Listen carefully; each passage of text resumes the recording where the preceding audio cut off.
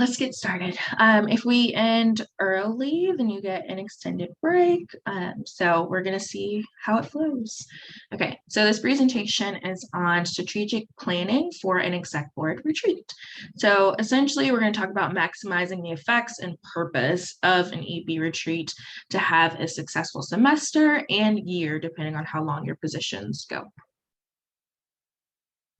So what is an exec board retreat? So retreat itself refers to withdrawing from the normal scene for the purpose of reflection and evaluation, as well as to give chapter officers opportunities to recharge, contemplate, bond, and renew. So the EB retreat is not only associated with chapter success, but they are more than likely the cause of it. Retreats give officers an opportunity to take a step back, to assess the chapter, and to make plans to guide the chapter through the upcoming months. They're also a time for members to brainstorm ideas, express concerns, provide praise, and appreciate the cardinal principles in a more informal environment. So when should this occur? Ideally, the retreat should occur 2 to 4 weeks before your first chapter meeting. Some chapters, they'll do it at the end of the previous semester. So once they're elected, they'll have their transitions meeting and their EB retreat at the same time. And then when they meet again in the fall, they'll do another one. So it really varies what you think your chapter needs, especially if you struggle with transitions currently. But it should allow for the officers to come ready at the first chapter meeting with a plan for the entire semester. What are the goals? So glad you asked. So bonding, super important. Plans for the semester being solidified, setting goals, sharing expectations, clarifying roles and responsibilities, reviewing your chapter's norms, and then setting and promoting the standard of collaboration. Getting started. So during this presentation, we're going to go through and walk you through the steps of planning an EB retreat with some things that you could include. You can mix match to make it more concrete for what your chapter needs. So these are like the first steps that you should take when you're preparing for an EB retreat. Okay, so the way I see it, there's two main elements, general prep and then officer prep. So generally, you need a guest list. And so I'll talk a little bit more about that later. But you need to figure out if you just want it to strictly be your EB officers, or if you want to be EB and other chair positions or other officers, who you want to be a part of this retreat. Second, you need to find a date that works for all officers with the time and location that are convenient. Once you set this, they need to also understand that this is mandatory and it's not optional. Everyone needs to be there for it to have the optimal effect. 3, setting an agenda. We'll talk a little bit more about this later. So I can give you some ideas of what that would look like. And then hopefully we have space at the end to really dive in and talk about what your chapter might need specifically. 4, a moment of respite, some relaxing times. It is a retreat, so we want to make sure that you're putting wellness in the forefront of that. 5 is food. People like to be fed. It is important, whether that is a meal, whether it's snacks, depending on how long you decide to do this. It could be a full day affair, which is super fun. It's a retreat. So just thinking through what that looks like is really important. Now, when we look at officer prep, have they had a transitions meeting with the previous officer? This is a really important question, because if the first time that you are all meeting, they have no idea what their position does, that's going to completely change and alter the exec board retreat. Number 2, they should come to the retreat with an outline of what they are doing for the upcoming semester. They need to have some kind of idea. It really helps the conversation, and it makes you able to leave the retreat with actual dates, actual things that you're doing, and you feel more prepared. 3, do they know all the resources available to them? So if your officers actually attended the academy this weekend, that's amazing. That one's done for you from the presentation yesterday, from being able to review this. This should actually really help you with this number 3 point, so that you're not the one that's explaining every resource that's available to them on the national side. For your actual university, definitely do that because every university is different. You might have resources that provide funding for your travel. You might have student org fairs. You might be able to access printing, different things like that. They should be aware. Number 4, what were some touch points for the last EB? So what were loose ends? Maybe they didn't get to it. They didn't finish what they were supposed to do. It happens. It's better to know than to be in the middle of the semester and be thrown with something that could have been dealt with at the beginning. Are there any areas for improvement? So did they do a survey or did they have a chapter wellness event where people shared with them, I wish they would have done this differently? Was there any form of feedback that you guys can have from the previous officers that you can apply for yourself?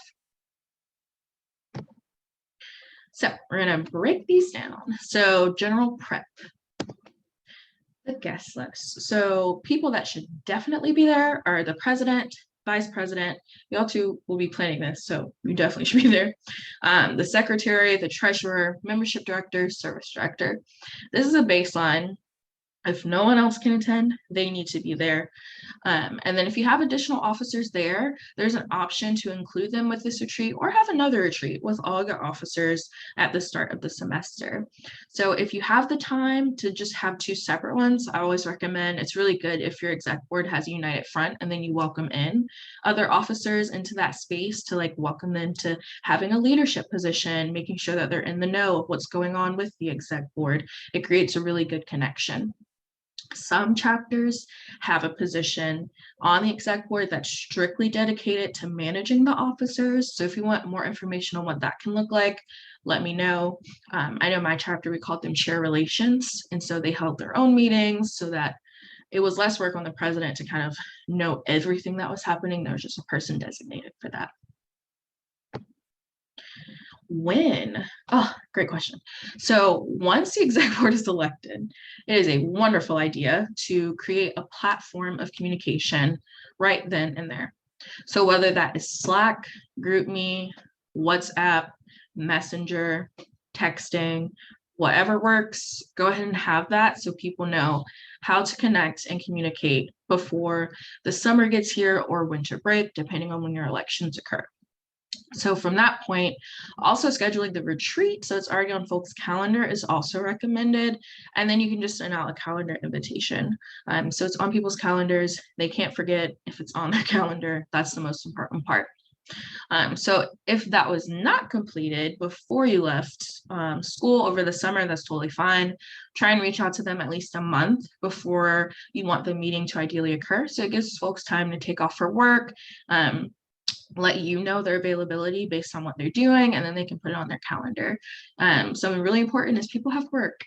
And sometimes if it's last minute, if they forgot about it and then they're trying to go, it just doesn't work out. And so making sure that they have enough time is really going to make a difference.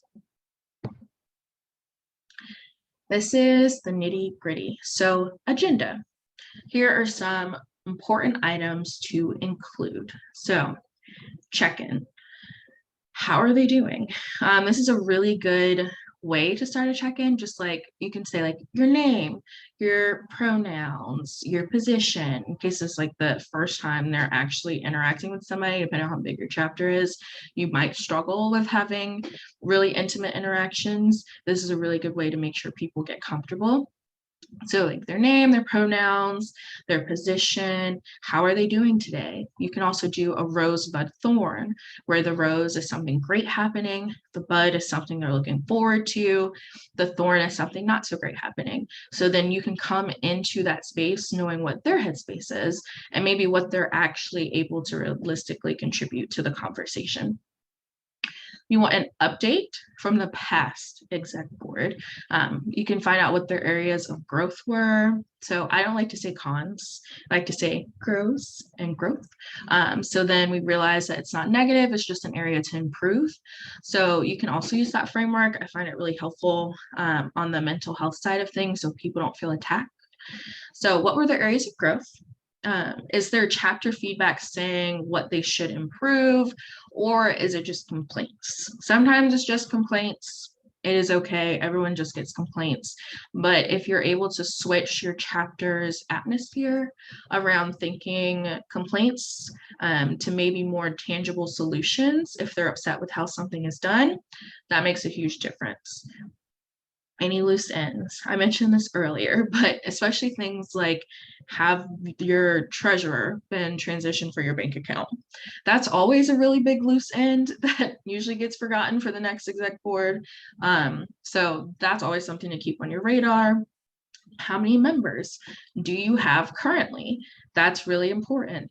Usually your vice president, before you come in the semester, you might have an idea of how many active members you're going to have, how many people you think might be LOA, and then the treasurer can use that to kind of create a budget and base that off of what your incoming money will be for the semester. Next, you can do a wellness activity. So it is a retreat. So how can you practice and prioritize mental health even in this space? You can do what we did today and do a meditation. You can do laugh therapy. I did that for the first time last month. It was hilarious, pun intended. And it was really good to just laugh and forget about all the stressful things that were going on. There are a lot of people that you can hire to do that. There's also a lot of videos on YouTube, depending on what your budget looks like. You can do some chair yoga. That's also really good for like YouTube videos. And it's really good to like have a mid situation break if you're like in a conference room setting. Watercolor painting. That's always just fun to just do. You can do some Zumba, get up, body movement, healing through movement is always really important. You can also do a poetry workshop. You can do the values exercise that we just went through. There's a lot of options. And if you're ever like, I don't know what to do, you can reach out to me. I have numerous ideas when it comes to wellness activities, and I can also help facilitate them virtually, or if you're close, potentially in person. So next thing, a team building exercise. You are a unit. It starts with this first meeting. You want to make sure that you all are on the same page and you have a united front whenever you're trying to look out for your chapter. That's your role. You're supposed to represent them and put them first and what they're really wanting to see the direction of the chapter go. So having you guys on united front, knowing what's happening is always really important. Goal setting. So if you've never practiced goal setting on your exec board, totally fine. Start now. It's really important for you guys to have some goals of, as an exec board, what goals are you hoping for the chapter to gain? Like, where do you see you all as an exec board taking the chapter? As an officer, what specific goals do you have in your role? Everyone wants to improve their leadership, but what does that look like specifically for you? And also just setting goals on an exec board as a whole.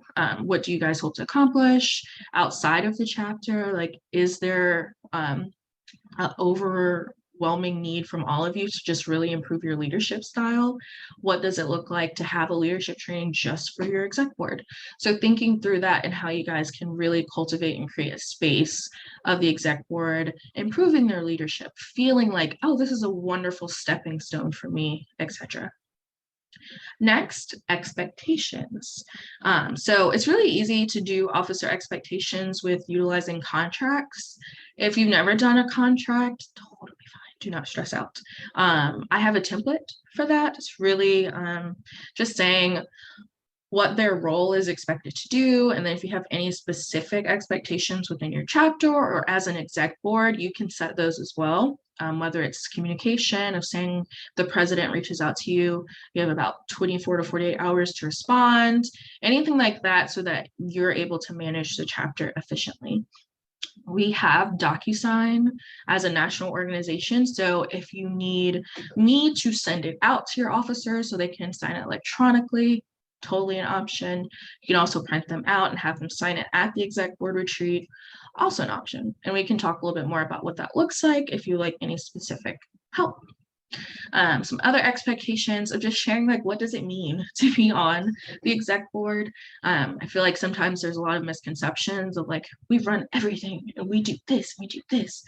So setting the tone at your first meeting is super important of just saying, this is actually what we do, this is what it means, and we can change that, we can shift it to see what is actually going to serve the chapter the best. You can also talk a little bit about the expectations for meetings and for the chapter as a whole.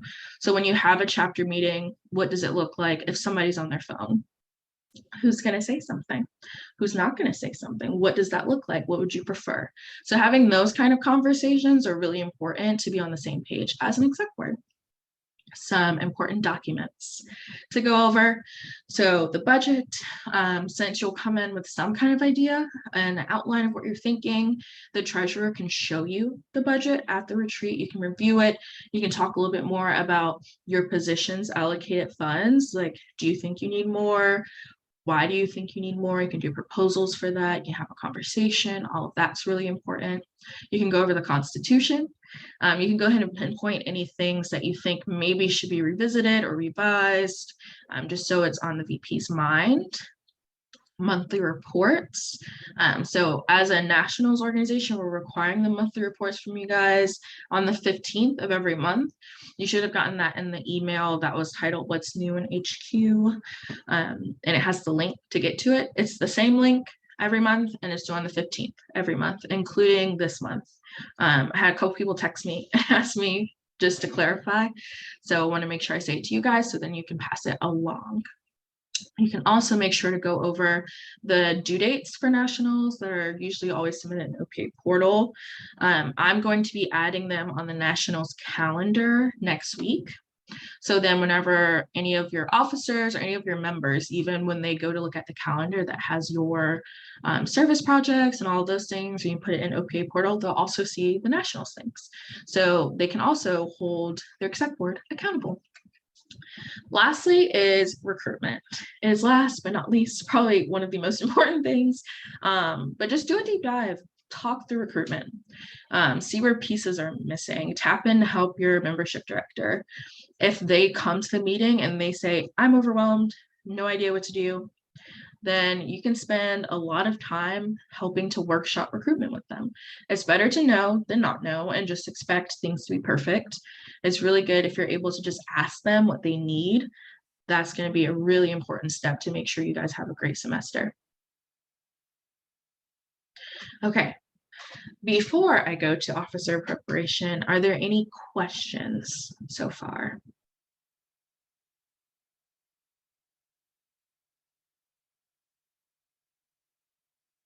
All right. Okay, well, I'm gonna keep going. You can put it in the chat, or you can raise your hand. I think it will tell me. But yeah, so officer preparation. How can your officer be ready for the retreat? So important questions to ask. Do they have access to their how-to document? Have they been transitioned in OPA portal? Do they know the academic calendar for your school? Like, do they know when classes start? That's a really important question. Did the last DB have any loose ends? What are their due dates for the semester, internal and nationals? Do they know what resources the school and OPA offers? Do they have access to the archive of resources from previous officers? Do they know to come to the retreat with their plan for the semester? And then do they have access to their @omegaphialpha.org email addresses? These are all really important questions to ask to get all of your officers oriented to being an officer. This is going to make sure they have the resources they need to be able to plan, get the ground running, everything in between. It'll also make sure they have a connection with nationals if they do have more specific questions and maybe they're worried about bothering you, X, Y, and Z. So more details. So thinking about the retreat, here's some additional things you can do. These are more specific. You can copy and paste these and put it into your agenda. So, a leadership and personality style activity. So, your exec board is a team, and that will need to continuously be on the same page and have some sort of bond. So, one way to ensure great communication is learning everyone's leadership style. This will help reduce conflicts as well. If people know how you communicate, how you're a leader, your personality style, it'll make more sense to them how you prefer to receive feedback, how you prefer to be communicated with in general, anything like that. It's really important to know those things when you're trying to work with people. So some of my favorites is a 16 personalities test. This is like the free version of Myers-Briggs. We love free. The high five test, it's a leadership style quiz. It gives you like your top 5 leadership styles or things like that. You can do a leadership vision board, which is always really fun. And then you can do a SOAR analysis. I think it's like strengths, opportunities, and then something else. But we have it on the exec board retreat planning guide. It's on there. So then you can just utilize that as well. So we're actually going to do one of them now. So we're going to take the high five test. So you can scan this with your phone. It should take like 10 minutes max to fill it out. So we're going to do that now, and then I'm going to play some tunes so that you guys can do it. And I'm going to pause the recording as well. Okay, great. So next thing to consider is a moment of respite. So this is a retreat, so it's important to have some form of wellness and mental health incorporated. Mental health is also one of our permanent areas of service, so making it a priority with all of your members is really important. So I list a little bit more here. So yoga, meditation, Zumba, watercolor painting, that's one of my favorites. Poetry workshop. You can use Rupi Kaur, who was utilized earlier. She has a couple of wonderful books. Milk and Honey is one of my favorites. So if you guys even wanted to start a book club, there's so many options. So you can really run with the wind and do whatever you feel. Laugh therapy, and then also a journaling workshop, which is really, really fun. Next, we're going to dive a little bit deeper into the exec board contracts. I know I mentioned it a little bit, but these can be signed by them at the exec board retreat, and they should definitely include their position requirements, the exec board requirements, their active requirements, because they're still an active member. So just reminding them what comes with that, what will happen if they do not fulfill their duties, and then try to have like a midterm check-in with them as well, just to revisit the goals that they set at this retreat. How do they think they're doing? Do they need assistance meeting these goals and things like that, just to make it a well-rounded approach and make them feel like you're really caring and putting some work into who they are as a leader and who they are as a person as they're trying to achieve these goals. And just any additional expectations that they have. So anything that's going to be put on them, just make sure they know at the beginning. And then once you have this document, you can have them sign it in person, or you can email it to them after retreat and get it signed virtually. Whatever works easiest is totally fine. Next, learning about your team. So similar to the leadership and personality style activities, you should learn the following. How do they prefer to be praised?